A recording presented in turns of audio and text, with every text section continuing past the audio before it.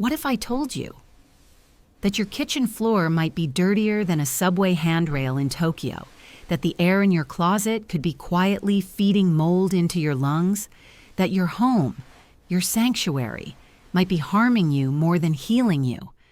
I didn't believe it either. Not until I stepped into a small Japanese apartment and watched a grandmother wipe down her entire bathroom, walls, faucets, and all, in under 60 seconds, smiling the whole time. She wasn't just cleaning, she was honoring her space. In the West, we clean when things look dirty. In Japan, they clean before dirt has a chance to arrive.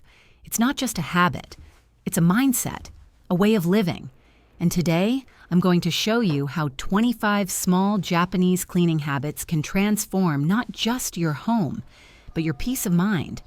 Because maybe, just maybe, the secret to a calmer, healthier life is already hiding in your laundry room.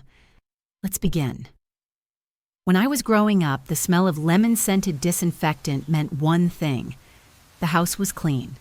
Mom would scrub every surface until it sparkled, and we'd all breathe in that fresh chemical cloud, proud of a job well done. But last year, something shifted. I visited my daughter in Tokyo, and what I saw there changed everything I thought I knew about clean. Her apartment was small, simple, but spotless in a way I couldn't describe. Not the sterile, bleached kind of clean. It felt pure. Light, like the air itself had been washed. And then she told me something that stopped me cold. Dad, your home back in the States, statistically, has more bacteria than 70% of homes in Japan. I laughed at first. Then she showed me the data.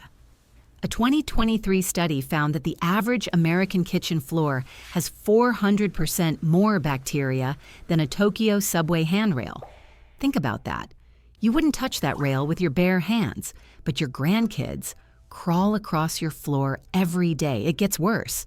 Your washing machine, the thing that's supposed to clean your clothes, it likely contains over 1.5 million fungal cells per load. And your bathroom? If it's humid, mold spores can double every 24 hours. We clean reactively, when it looks dirty, when it smells. But in Japan, they clean proactively. And the difference is everything. I started to wonder, was my home really clean? Or did it just look clean? And if our version of clean is letting invisible bacteria thrive beneath the surface, what else have we been getting wrong? That's when I began digging into Japanese cleaning rituals. And what I found wasn't just practical, it was profound. Because this isn't about perfection, it's about peace. A way of living that says, if I care for my home will care for me. Ready to find out how they do it? Let's start with one of their oldest, simplest secrets: rice water.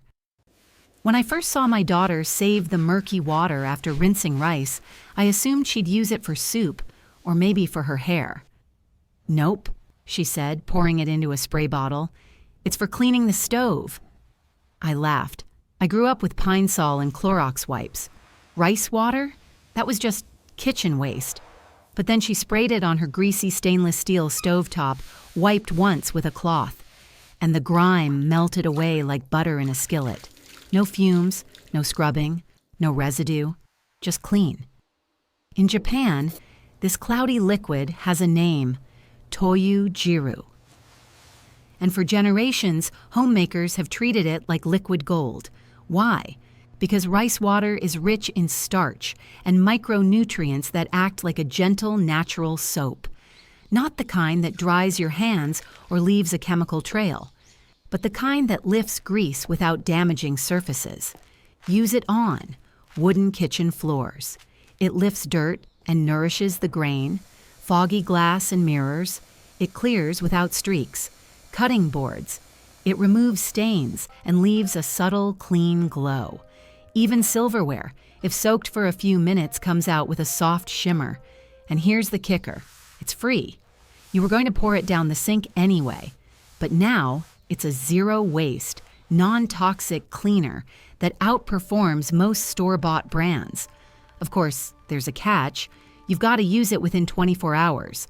Otherwise, it ferments and smells like, well, gym socks soaked in vinegar. But handled right, this humble liquid becomes one of the most underrated and effective cleaning hacks you'll ever try. And the best part? It made me rethink how many other waste products in our home could actually be our greatest tools. So now that we've turned leftovers into magic, let's look at something Japan doesn't just clean, they revere it. Welcome to the world of tatami mats. The first time I stepped onto a tatami mat, I almost whispered. It was soft but firm, warm but grounded, like walking on woven intention. No plush carpet, no foam padding, just natural straw tightly woven with a scent of calm earth and quiet discipline. And then it hit me. This isn't just flooring, it's a way of life. In most American homes, carpets are where we drop things, spill coffee, let the dog nap, vacuum once a week. Maybe. But in Japan, tatami isn't just part of the house. It is the house. It regulates humidity. It absorbs sound. It insulates. And above all, it teaches respect for the space and for those who share it. I watched a Japanese friend go through her morning cleaning ritual. First, she gently brushed the tatami with a soft horsehair broom, not a vacuum, because vacuums tear the delicate weave. Then, she wiped it with a damp cloth, vinegar and water, not chemicals. And in the rainy season, she sprinkled salt to draw out moisture and keep pests away. She even flipped the mats every few months to balance wear and give each panel a rest. I asked her, "Isn't that a lot of work?" She smiled and said, "No, it's like tending to a garden. If you love it, you care for it daily." That stopped me. Because back home, my carpet is stained, flattened, and full of allergens. No matter how often I clean, it hides problems. Tatami reveals them. And here's the part that made me rethink everything. A well-maintained tatami mat can last 25 years. A carpet, maybe 7 to 10, if you're lucky and spill-proof. So what if it's not just about material, but about mindset? In Japan, they build their homes around what lasts, not what's fast. They don't cover dirt. They face it. It made me wonder, what else in our homes are we ignoring simply because it's convenient? And with that question in mind, let's step beyond the floor and into the quiet heart of Japanese living, where cleaning becomes meditation. Back home, cleaning always felt like a chore, something to rush through on a Saturday morning while the coffee brews, music blaring, kids shouting, just chaos. But in Japan, I saw something different. I watched a man, mid-60s, retired, clean his windows in silence. No radio, no small talk, just the sound of cloth gliding across glass, the morning light spilling in. Each motion was deliberate, each breath steady. It wasn't cleaning, it was meditation. And it turns out it's not just poetic. Studies in Japan have shown that repetitive cleaning rituals like wiping, folding, sweeping activate the parasympathetic nervous system, the part of your body that calms you down. In short, cleaning like this literally makes you feel better. Take the Ōsōji cloth, for example. You've probably been handed one at a Japanese restaurant, a warm towel to wipe your hands. But at home, they use that same concept to wipe everything: countertops, remotes, light switches. The towel is soaked in hot water, sometimes infused with hinoki or tea tree oil, and wrung out just right. Then, it's used to gently cleanse not just surfaces, but the energy of the space. And it works. Heat lifts oils and bacteria better than cold cloths. The scent lingers. The home feels calmer. Even the act of folding the towel afterward, done in accordion or spiral shapes, is a form of airflow hygiene, helping it dry faster and stay sanitary. No mold, no mess, no rush, just presence. I tried it once, just once. After a stressful day, I soaked a small towel, wiped down the kitchen counters, and for the first time in weeks, I felt still. Because in Japan, cleaning isn't what you do when life is out of control. It's how you keep life from becoming that way. It's a daily rhythm, a quiet reset, a chance to say, "This is my space. I care for it." And once you feel that peace, it's hard to go back. But there's one silent enemy that can undo all that peace. It hides in your shower, and it's growing as we speak. Let's talk about mold and how the Japanese stop it before it even starts. You can't see it, you can't smell it at first, but it's there, clinging to the corner of your shower curtain, hiding behind your bathroom mirror, lurking deep in the caulking around your tub. Mold. We treat it like an occasional nuisance, something you scrub away with bleach every few months, maybe when the pink starts to show. But in Japan, mold isn't just a spot, it's a signal, a sign that the balance of the home has been disturbed. I used to ignore it too. Until one night, I stayed at a traditional Japanese guest house. Small, wooden, no fancy ventilation. But the bathroom? Pristine. No mildew, no damp smell. Just clean air and dry tile. Even in the middle of a humid July. Their secret? Ōsōji, the daily clean. It takes 60 seconds. And it changes everything. In Japanese homes, the last person to use the bath or shower wipes down every wet surface, walls, faucets, even the mirror. No scrubbing, no chemicals, just a simple microfiber cloth or a small squeegee. Wipe. Done. By removing moisture immediately, mold spores don't get a chance to grow. And soap scum? It never even forms. Some families take it further. Tile heating mats to speed up drying. Cedar oil sprays that naturally inhibit microbial growth. Even small vent fans with humidity sensors that kick on automatically. But it all starts with habit, not hardware. Back in the States, we wait until it's visible. In Japan, they act before it even begins. And the results? Lower allergy rates, fewer respiratory issues, and most of all, a bathroom that feels fresh, like new. After just 1 week of copying this habit at home, I noticed something odd. I wasn't waking up stuffy. My towels dried faster. The whole bathroom smelled lighter. It didn't take a renovation, just a towel and a minute. And that's the beauty of it. Sometimes the most powerful defense is the quietest one. But mold isn't the only thing we track into our homes. There's another danger.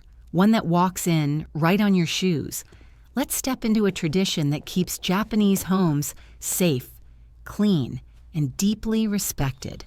The genkan. I used to think the whole shoes off at the door thing was just cultural. Polite, yes. Necessary, not really. I mean, we're not walking through mud, right? That was until I saw the numbers.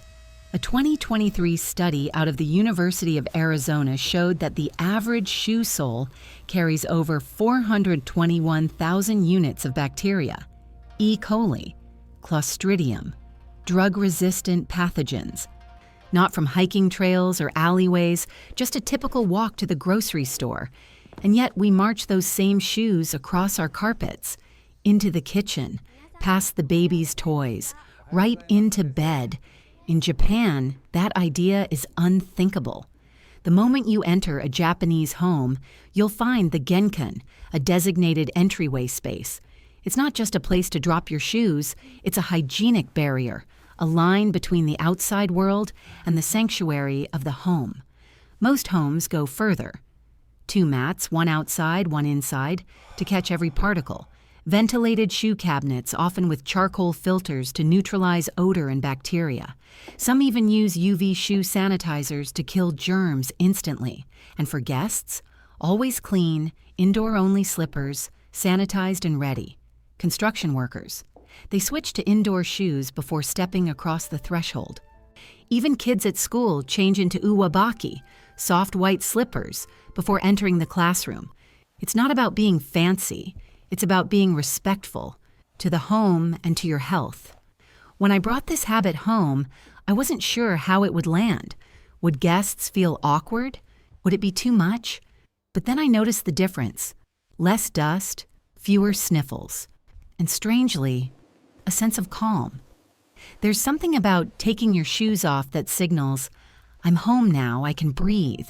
It became a ritual, one that made our home feel more sacred, less like a hallway, and more like a haven. So the next time you walk through your door, ask yourself, are you tracking in bacteria or peace? And now that we've cleansed our threshold, it's time to talk about the most beautiful cleaning tradition I've ever witnessed. A ritual that happens once a year, but transforms everything. It's called Ōsōji. Every culture has a version of spring cleaning, but in Japan, there's something more sacred, something quieter, and far more powerful. It's called Ōsōji, the Great Cleaning. And it happens every December, just before the new year. But this isn't about scrubbing baseboards or decluttering the garage. Ōsōji is a ritual of renewal, both physical and spiritual. Entire families come together. Children wipe door frames. Grandparents dust ancestral altars. Fathers clean vents. Mothers polish windows. And every corner of the house, even behind the fridge, gets attention. Because in Japanese tradition, the new year brings kami, spiritual beings, and they won't enter a dirty home. I remember asking my daughter, do you really clean under the washing machine? She smiled. Of course, it's not just for the house, it's for the heart. And you can feel it. There's a stillness afterward, a kind of reset, as if the air itself is exhaling. One older man I met, 73 years old, had practiced Ōsōji every year since he was a boy.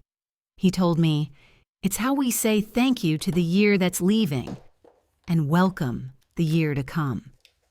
Imagine that, not ending the year in stress, debt, or noise, but in gratitude, intention, cleanliness.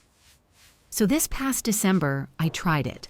I unplugged, I wiped every cabinet, cleared the drawers, polished old picture frames, and with each motion, I let go of clutter, of worry, of the heavy things the year had brought. It felt like turning a page, not just in the house, but inside me. And I wondered, what if we all did this? What if, instead of resolutions and pressure, we gave ourselves the gift of stillness? Ōsōji doesn't require incense or ceremony, just care, and a willingness to start fresh. And speaking of fresh, if you try just 3 of these habits this week, you might find your home and your life feeling different. Let's wrap it all up with a few small changes that make a big impact. By now, you've seen it. Cleaning in Japan isn't about perfection. It's about presence. It's not scrubbing harder. It's living softer. Small rituals, simple tools, gentle habits repeated with care until they become second nature. So let me ask you, what if you tried just 3 of these this week? Wiping down your bathroom for 60 seconds after each shower. Taking your shoes off at the door and inviting your guests to do the same. Saving your rice water and using it to clean your stove instead of chemical spray. Nothing extreme, nothing expensive. Just quiet shifts that say, I respect my space. I respect myself. Because at the end of the day, your home is not just where you live, it's how you live. And when we treat it with intention, when we care for it, not just when it's messy, but because it matters, something shifts. The air feels lighter, the corners feel calmer, and somehow so do we. You don't have to be Japanese to clean like this. You just have to believe that your home deserves it. So here's my invitation. Pick one habit. Start today and let your home show you how much it can give back. And if you found even one idea here that made you pause, smile, or think differently, share this video with someone you care about. Because sometimes the smallest things, like wiping a doorknob or folding a cloth, can open the biggest doors to peace.